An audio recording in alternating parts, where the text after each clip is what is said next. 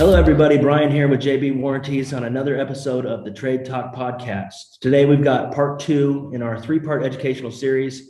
We've got the guys back, Patrick Lange from Business Modification Group and Brandon Bolen from Live Oak Bank. Gentlemen, thank you for joining us again for part two. Excited to learn a little bit about what Brandon does today. For our viewers that didn't catch the first episode, would you guys mind introducing yourselves and kind of informing our listeners a little bit about what it is y'all do?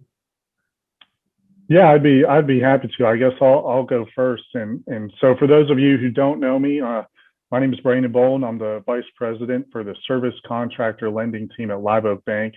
Really appreciate the opportunity to be on the Trade Talk podcast today with JB Warranties and educate you all on a little bit about who we are, but mainly what our product is and how your company can use it to grow. So Live Oak Bank, we're a weird bank. Most banks have 5 branches in a geographic area and lend to any consumer or business without really any specialization in any one product or any one industry. We're the exact opposite. We have one bank branch in North Carolina, but we lend in all 50 states because we have teams that focus on specific industries. So our service contractor lending team only focuses on HVAC, plumbing, and electrical home service companies. So it means we already understand exactly what your business is when you come to us. You don't have to educate us on it. It makes the process easier. And we mainly focus on SBA 7A loans, which are small business administration government guaranteed loans that allows us and other lenders. I'll tell you a secret, we're not the only SBA lenders. So if you don't like me, you can go somewhere else. But essentially, what it allows us to do is provide financing based upon the cash flow of the business, your personal credit, and resume, which essentially your access to financing is greater with an SBA loan than it is with a conventional loan. Beautiful. Patrick, would you mind giving us Absolutely. Yeah, I'll jump in now. Thank you guys for having us on again too. I certainly enjoy the opportunity to come talk to everybody. My name is Patrick Lange. My company is Business Modification Group. We specialize in the sale of heating and air companies around the country. I'll let you on a secret. There's other people who do what I do as well. Not many that I know that just do heating and air. There's something to do with the trade, certainly. And so if you don't like me, there's other places you can go to as well. But once again, my company specializes just in heating and air. We're based in Florida and started in kind of the Southeast and have expanded nationwide now. I actually sell more companies outside of Florida than I do in the state of Florida. So we help people that are looking to retire or move on to something else in their life, value their business, take it to market, and locate a buyer. One of the things I say, the hardest part of my job is I have to tell everybody that your business is for sale, but not let anybody know it's your business that's for sale. So everything we do is confidential, and most people don't want their employees or their competitors or their customers to know that they're for sale. And so we have to find creative ways to market to bring top dollar in, or at least what the market is currently paying top dollar for companies. So I'm fortunate to work with Brandon on a lot of transactions, and obviously a lot of JB Warranties customers. So I'm excited to be here and have an opportunity, hopefully, to contribute. Thank you, Patrick. And honestly, that I've never even thought about that. You don't want your employees to know if you're shopping the business. And I've never heard that come up in conversation, to be honest. So that is interesting. Those of you that caught the first episode, you'll know that we took a good look at what Patrick does in the acquisition, the marketing of your business, and how to acquire. Today, we're going to do a little bit of a deeper dive on the lending process with Brandon, how these projects get funded, and the types of tools available as far as the loans. And so with that, you mentioned the SBA 7A loan. Do I have that right, Brandon? That is correct. The Small Business Administration's 7A loan program. So tell me, what is that? Because I truly don't know. I've never bought a business. And how is that different from like a conventional bank loan that you might pursue if you're looking to buy the guy down the street? Yeah, those are great questions. So when we got into the industry about 2 years or a little over 2 years ago, what we realized was that there's just a lack. There was no bank educating any business owner as to what they could use to grow their company, whether it was buying their real estate, working capital, or buying another business, and what it would take.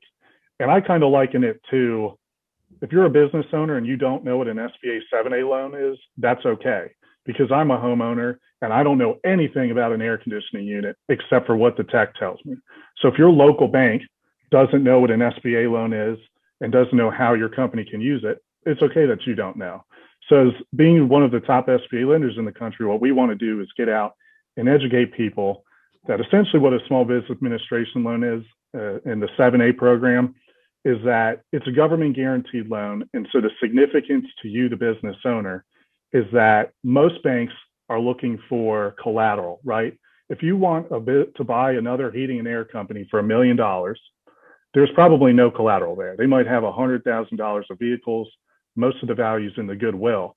And your local bank might say, well, you have to have $1 million worth of equipment to secure the loan or put 30% down, which are high hurdles.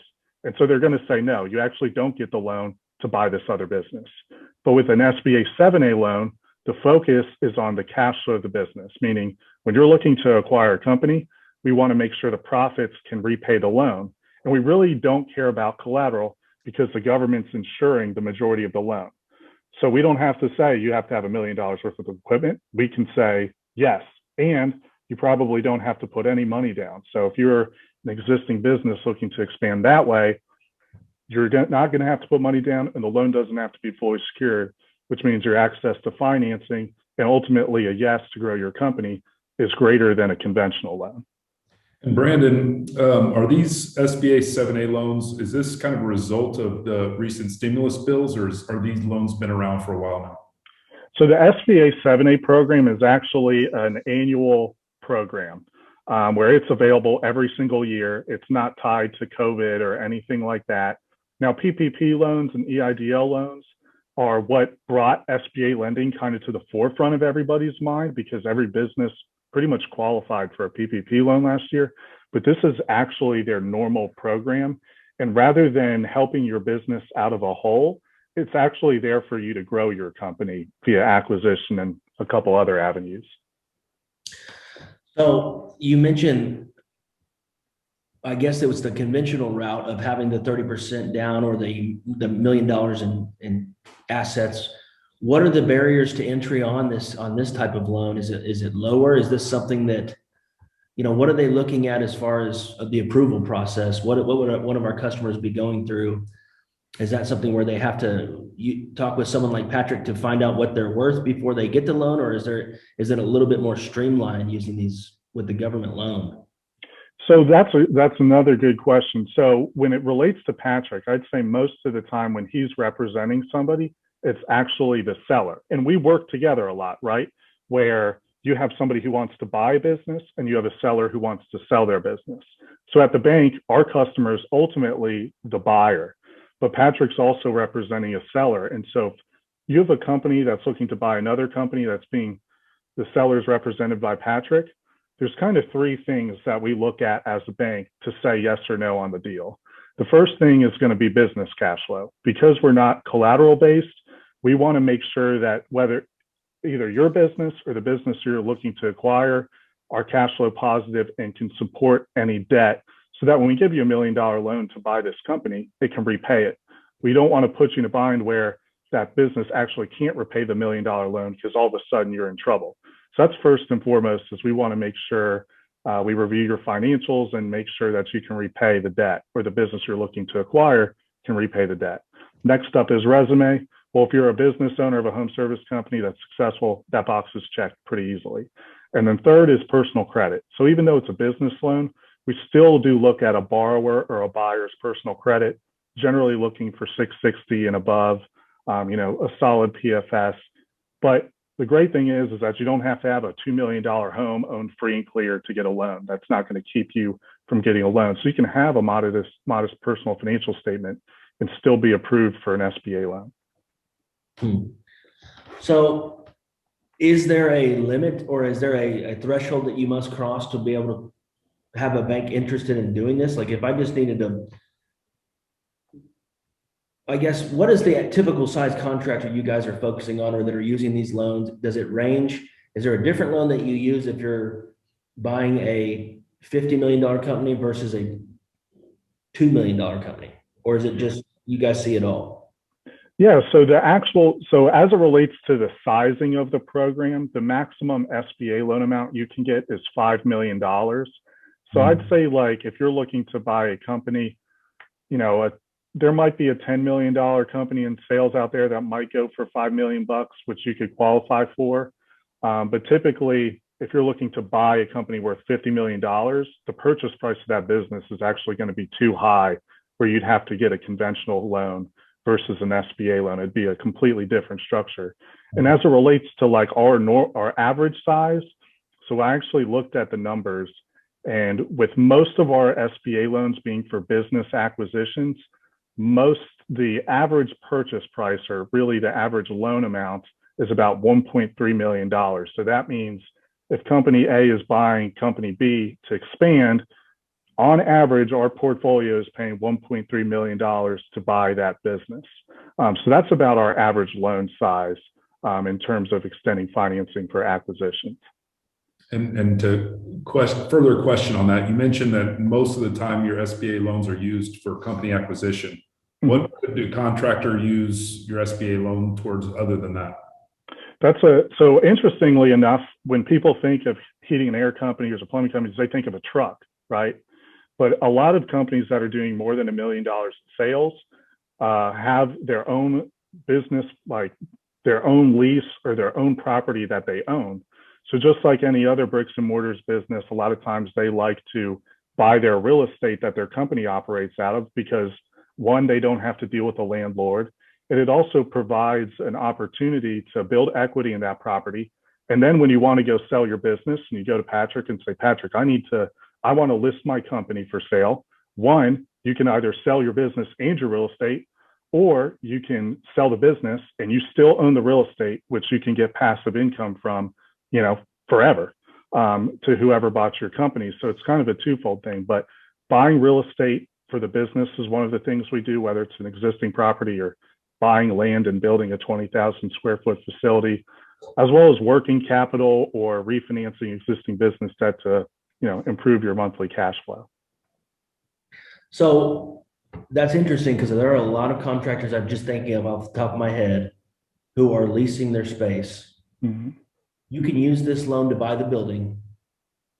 Is there is that something that they would need a commercial real estate person for, or do you guys work with them to do that as well? So typically people will, I'd say most of the time they'll get like a commercial real estate broker to help them with the purchase and like drawing up the purchase agreement. But very rarely do I actually end up talking to that person. It seems to be a pretty not an easy process, but especially if it's an existing building that they don't have to do any renovations to, and there's no environmental concerns. Unlike most banks, or with a conventional loan, right? If you buy a building, they're going to ask for 20% down. So if you're buying $1 million building, they're going to ask for $200,000 down, and you get an $800,000 loan. We're actually different. We don't ask for any money down because it's an SBA loan, meaning you can save your $200,000, and we'll give you $1 million loan to buy the real estate. So you don't have to come out of pocket with that cash for that down payment. And we know how important keeping your cash is for HVAC companies and seasonality. So it allows you to expand without, actually putting a down payment. So it's a nice little product for buying real estate as well. So, okay. Typical approval process. I'm sure you handle this daily. How fast could someone move if, let's say, they worked with Patrick and found out a good number to list the business for? They even might know someone that's interested in buying, which I would think would be common. These guys, they network a lot. A lot of these guys are friendly with each other. Mm-hmm. Let's say they may have lined up a buyer that's going to have to work with you to get approval. What does the process look like? How fast does it go? Any common items that disqualify? Yeah, so I'd say overall, I'll kind of talk about the overall process and timeline and what it looks like from a business perspective. And then I have two examples that kind of highlight one type of customer and another. One of them definitely involves, Patrick very heavily in how the transaction actually goes down. But overall, typically we send out an application to a prospective customer. If they turn it around and send me the documents back really quickly, if I can do the deal, I can send them a proposal letter in about a day. And then they can turn around and send that back to me. It goes to underwriting, which is where we do a little bit of deep analysis of the whole project. That takes about 5 to 7 business days. And then the loan goes to our credit team for approval. So typically from the time you get a loan proposed on and sent back into underwriting to the time it actually gets approved is a little less than 2 weeks. So it's pretty quick. You know whether or not you're going to get the money to grow your company. And then from there, if it's a business acquisition, you have to go into closing, which is where, purchase agreements get signed if they haven't been signed already. We make sure insurances are placed, life insurance, all types of details I won't get into. And that typically takes about 30 to 45 days. If you're buying real estate, it's going to be about 40 to 60, just because appraisals and third-party reports can take a lot longer. That's kind of like the overall process. So typically from proposal to funding, on a really quick deal, you could look at, 45 days.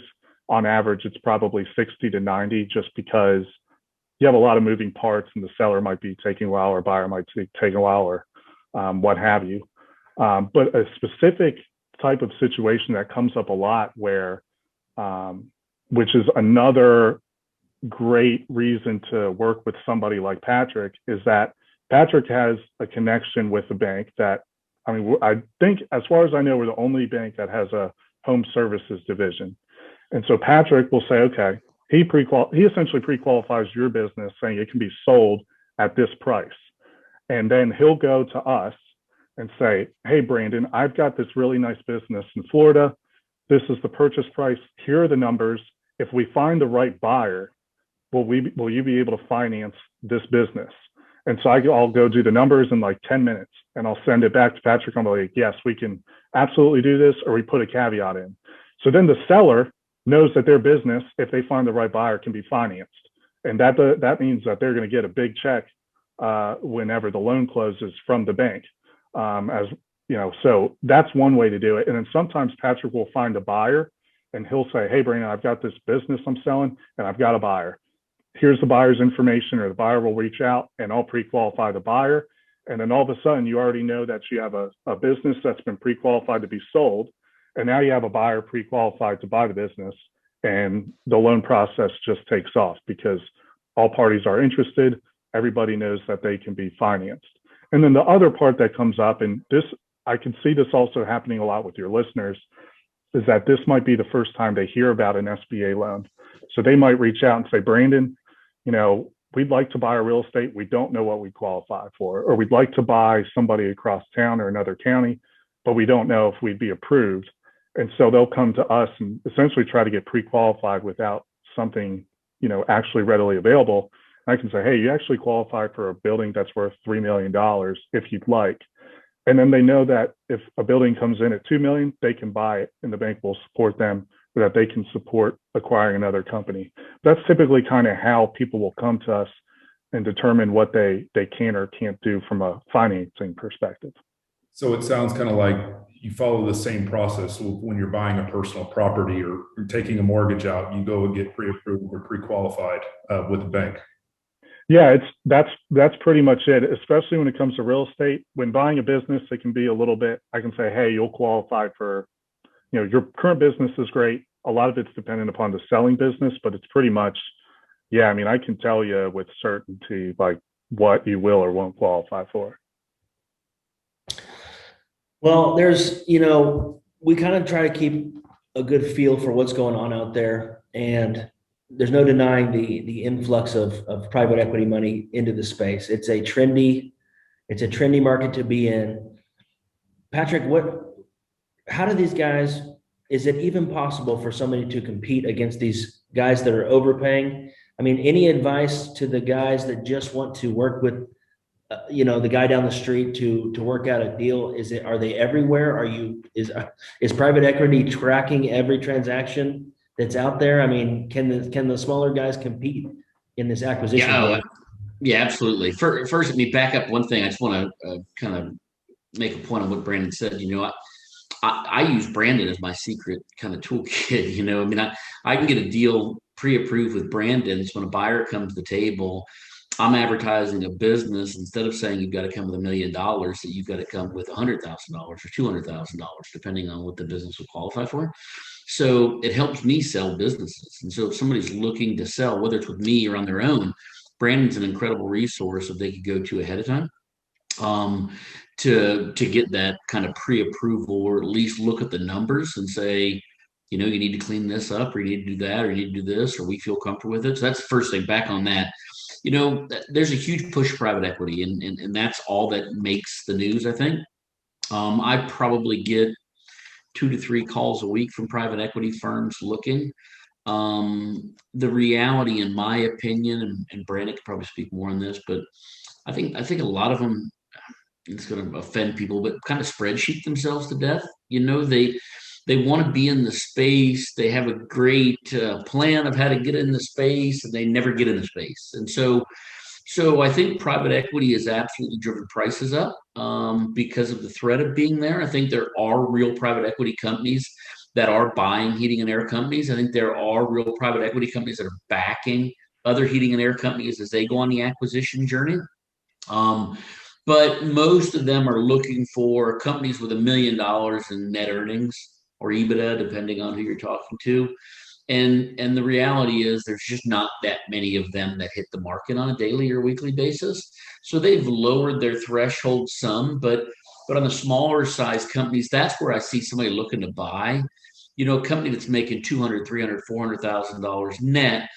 To me, that's kind of a sweet spot that I really enjoy working with, because often it's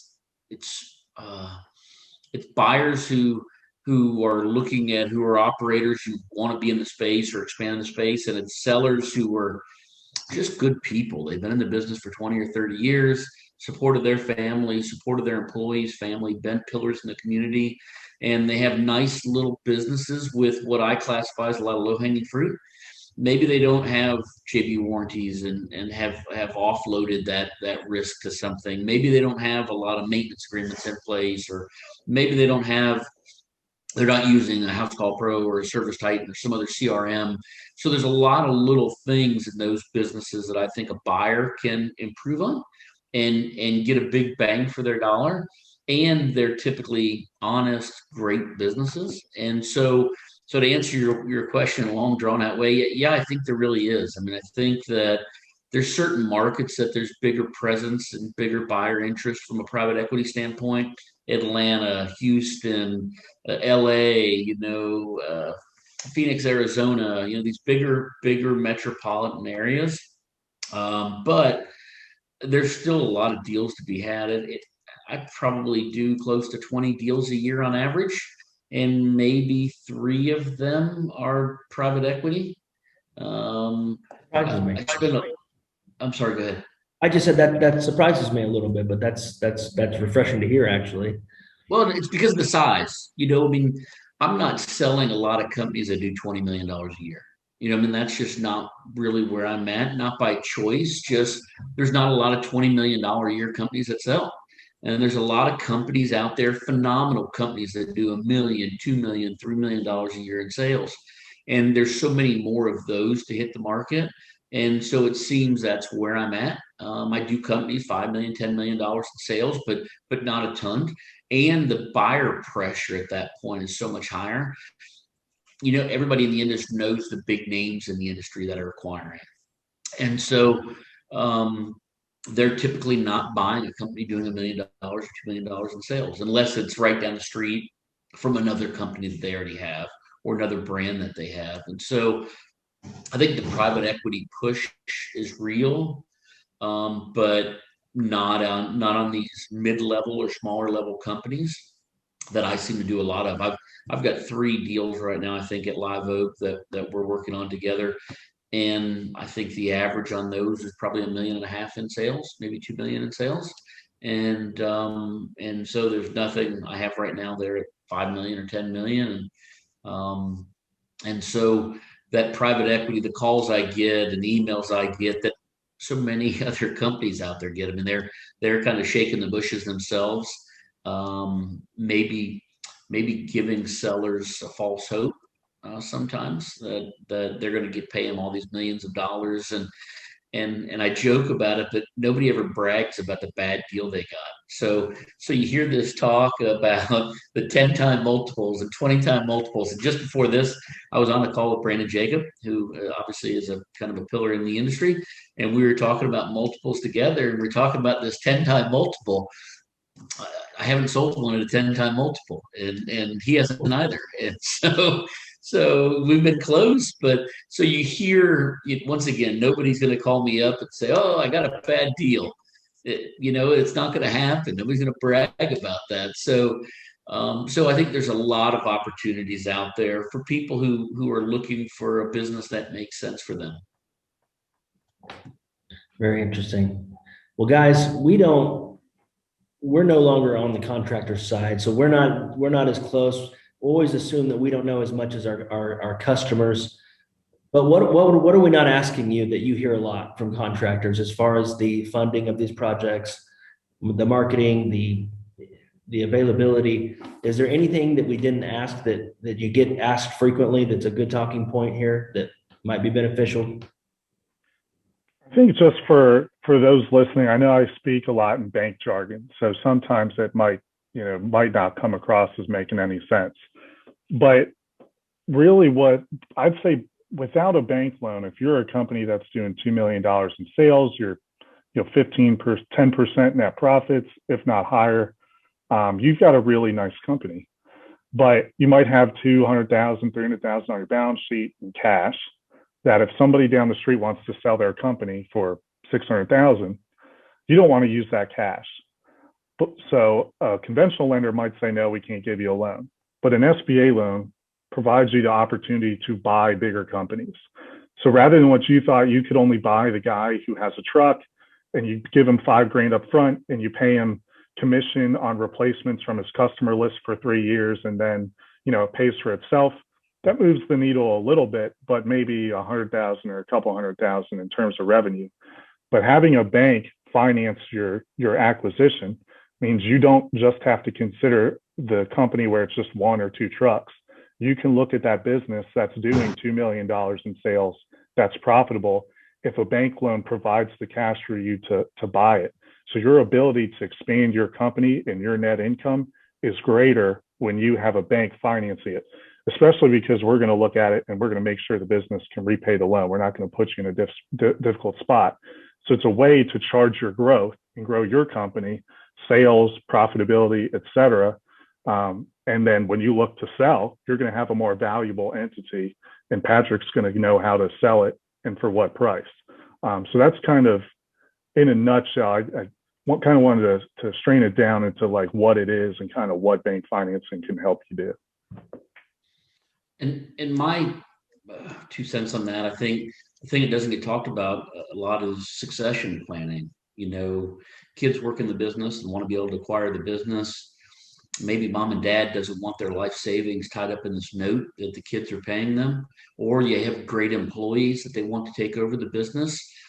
Brandon has opportunities, and they have opportunities that they can finance those transactions. So take me out of the equation or bring me in the equation to help them look at it from a valuation standpoint. But Brandon's there to be able to help their son or daughter or grandchildren or key technician who's been here for 15 years. And so Brandon can put loan deals together. Obviously, there's minimum requirements and things that they have to do from an income and expense and credit and all the other things they still have to qualify. But I'll talk to people when they first come to me about possibly selling the business. I'll say, your kids, any family members in it, do you have anybody that you think would be a perfect buyer that's already there? Let's start with them. Let's not go to the market. Let's not change things up. Let's start with that person and see if we can get them qualified. And we can sometimes. And so what an excellent opportunity to keep a business, second generation or third generation. Mom and dad right off into the sunset with cash in their pocket. They're taken care of. And now, instead of every day dad calling son or daughter saying, "Where's my check?" they've been paid and they're paying the bank and financing it over 10 years oftentimes. So that's very interesting. This is a unusual, and I've only been in the industry a little over 5-6 years, but it is unusual how many generational companies are out there where we're going and sitting in their office, and then here's grandpa, here's dad, here I am. Is that pretty common to try to do you guys work with a lot of people trying to buy the parents out? Yeah, that's actually one of the easiest deals for us to get approved, because a lot of times the kid who's buying the company grew up working at the company. So if you have somebody who can be a successor, I think it might be 5 years away, but it's good to talk to your bank to understand, because ultimately our customer is going to be the buyer. So although you've done a great job building a business that's valuable, we're going to cut you a check and you're going to be, on the beach somewhere, in the mountains somewhere. And our customer is going to be the buyer, that younger guy or girl who's worked at the company. So you want to understand how much money do you have to save for a down payment? Because if you're a first-time buyer, you have to put money down. Or can we do a partner buyout? Or things like that, or make sure your credit scores up. So talking to the bank to understand what would be needed if you want to buy a company is really important, even if it's like 5 years away, because you might have to start saving now. Because I have people that call and they're the GM of the company, and whoever owns it has been gone for 6 years and they don't even run it. And the person buying it took it from 2 million and now it's 6 million, and they want to buy the company, but now the company's worth $5 million and they don't have $500,000 or $250,000 to put down because they just didn't think of it. And they're wondering how they can get it done immediately versus 2 years. So making sure you plan, if succession planning is what you want to do, is super important, especially if you want to have a bank become involved. So at JB Wardy's, we're an ESOP. So we've got employee ownership as of 2019. What does the process look like? And it's different than an ESOP. But if it is, you mentioned a group of employees or technicians, like maybe you've got the plumbing manager and the air conditioning manager, and they want to go together or put a group together to buy this company. Is that a lot longer of a process to get all of the people qualified? How would they do that if, let's say you have like 6 or 7 people in the business that have been there, they're tenured, and every business is going to change hands at some point. Mm-hmm. What's the process look like for a group trying to put together an offer? So with an SBA loan, anybody who owns 20% or more has to be a personal guarantor. So if you have a group of like 6 or 7 people, normally like 2 or 3 might be owning most of the company and doing most of the down payment, and they might want to give 5% here and there. So the people who would own like less than 20%, we wouldn't consider. And the people as guarantors, so we're not really qualifying them. We're just qualifying the ones who own more than 20% of the company. But I'd say 9 times out of 10, when we do individuals buying a business, it's normally like 2 or 3 people, and we qualify them. And it doesn't, honestly, it adds maybe like 15 minutes more to what I do. But it's also important because you might have 2 really good partners, and then you have one that's got a 400 credit score and 3 bankruptcies. And I'm going to be like, hey, look, maybe make him a 10% owner, because we're probably not going to qualify. So that's where you have to consider it. But in terms of application, I've had deals where, you have the GM and the, install manager, and they're both like really qualified. They want to buy the company. I love to do that deal, especially if it's the one they work for. Or maybe they found one across town that they're like, hey, we know this guy's got a good business and he wants to sell, and we could do a lot better there. We're going to go buy it. We love to do that as well. Very, very useful information. I think the big takeaway from me today, just because I came into this honestly not knowing much about this, the takeaway for me is that it's doable. If you have a dream, there's a way to do it. You guys do nothing but talk with air conditioning and service contractors. So I didn't know about all these options available for rapid growth. Appreciate you guys sharing your wisdom with us as always. Brandon, I hope that people reach out to you. Patrick, I assume after the first episode, some people started reaching out to you, and we've just really enjoyed y'all spending time with us and sharing a little bit about what you do, but also how it can help our contractors grow, because that's what we're all here to do. So guys, appreciate it. Any closing remarks? Yeah, Brandon, what's the best way if people want to get that pre-qual process? Yeah. The best way is just to shoot me an email. My email is brandon.bolen @liveoak.bank, or my phone number is 910-550-2858. And just give me a call and get the conversation started. Let me know what you're looking to do. and all know how to tailor everything to what their ideas are. Great, thank you. All right, guys. Well, we appreciate it. We'll see you back for part 3 when we're going to discuss kind of maxing out the value of the company in a couple of different ways around doing that. So until then, thank you. We'll see you soon. And that is the conclusion for part 2 of the 3-part series on mergers, acquisitions, and acquiring competition. Appreciate it, guys. Thank you. Thank Thank you. Bye.